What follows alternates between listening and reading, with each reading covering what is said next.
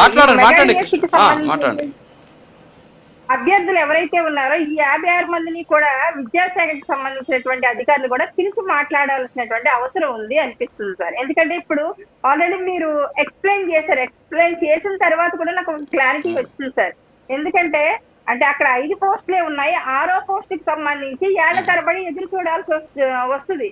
అలాంటి టైంలో కాదు నాకు ఇక్కడ కావాలని అన్యాయం చేశారు అన్నట్టుగా ఈ అభ్యర్థులు కూడా నిరుద్యోగులు కూడా మాట్లాడడంలో అక్కడ నిజంగా న్యాయబద్ధమైనటువంటి నిజంగా వాళ్ళకి ఆ ఆ రైట్ కానీ ఆ పోరాటం చేసేటువంటి పటిమ కానీ ఖచ్చితంగా నిరుద్యోగుల్లో ఉంటది. కానీ దానికి కూడా ఇక్కడ ఉన్నటువంటి డిఓ ఆఫీస్ లో ఉన్నటువంటి ఈ అధికారులు కూడా ఒక క్లారిటీ ఇవ్వాలి సార్. క్లారిటీ ఇచ్చి వాళ్ళు ఎందుకు ఆ ఉద్యోగాన్ని అర్హత సాధించలేకపోయారు అన్నది కూడా సమాధానం చెప్పాలి. అలాగే నేను జగన్మోహన్ రెడ్డి గారు ఇంకో మాట కూడా చెప్పారు. అంటే 3 ఏళ్లు కళ్ళు మూసుకోండి నేను వచ్చేస్తాను, నేను వచ్చేస్తే 98 లో మిగతా అభ్యర్థులకు ఏ విధంగా న్యాయం చేశాను అంటే ఇప్పుడు ప్రభుత్వం అన్యాయం చేసింది వీళ్ళందరికీ అన్నట్టుగా మాట్లాడు. అంటే ఉద్యోగాలు తెచ్చుకున్నటువంటి అభ్యర్థులు కూడా ఏళ్ల తరబడి సాధన చేసిన తర్వాతే ఒక డిఎస్సి ఉద్యోగానికి వెళ్ళడం అంటే మాటలు కాదు సార్. కానీ అక్కడ ఈ 16,000 మంది కూడా వాళ్ళు కూడా ఒక రకంగా భయపడేటువంటి పరిస్థితి ఉంటుంది. ఎందుకంటే ఏంటి ఎప్పుడు ఏం జరుగుతుంది ఏంటి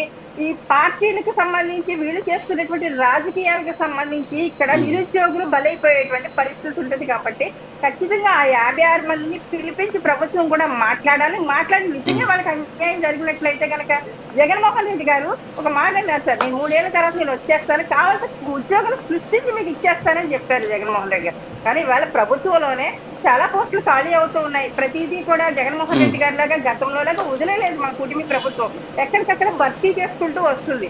అలాంటప్పుడు 56 మంది నిజంగా అర్హత ఉన్నటువంటి వ్యక్తులు అయితే వాళ్ళకి కల్పించడంలో పెద్ద విషయం కూడా కాదు ఇవాళ ఉన్నటువంటి కూటమి ప్రభుత్వానికి.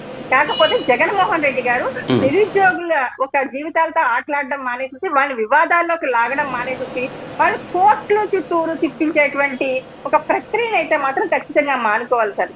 వాళ్ళ జీవితంలో చాలా విలువైన కాలం ఇప్పటి వరకు చదువుకున్నది కావచ్చు, పోటీ పరీక్షలకి హాజరవడం కావచ్చు, ఇంటర్వ్యూలు ఫేస్ చేయడం కావచ్చు, ఇవన్నీ కూడా వాళ్ళ జీవితంలో ఒక్కొక్క మెట్టు ఎక్కువ వచ్చిన తర్వాత వాళ్ళు నిజంగా ఇలాంటి కోర్టు వివాదాల్లో చిక్కుకొని ఉంటే కనుక నిరుద్యోగుల భవిష్యత్తు కూడా నిర్వీర్యం అవుతుంది. కాబట్టి ఖచ్చితంగా వాళ్ళు కూడా అంటే విద్యావేత్తలుగా ఉన్నటువంటి ఒక విద్యాధికులుగా ఉన్నటువంటి వ్యక్తులు ఎప్పుడు కూడా తప్పుడు నిర్ణయాలు తీసుకోరు. కానీ జగన్మోహన్ రెడ్డి గారు వారి పార్టీ పటిష్టత కోసం రెచ్చగొట్టేటువంటి విధానాన్ని ప్రజలు చూస్తూ ఉన్నారు. కాబట్టి ఖచ్చితంగా వాళ్ళు కూడా మంచి నిర్ణయం తీసుకొని ఇటు అలాగే ప్రభుత్వం కూడా వాళ్ళకి పిలిపించి మాట్లాడే అవకాశం కూడా వాళ్ళకి కల్పించాలని మాత్రం నేను రిక్వెస్ట్ చేస్తాను సార్ ఈ విషయంలో. ఓకే యా కృష్ణవేణి గారు yeah okay madam sir Israel గారు ఒక్కసారి చంద్రబాబు గారు నేను మాట్లాడారు, ఒకసారి అది విందాం ప్లీజ్ సార్ ఒకసారి.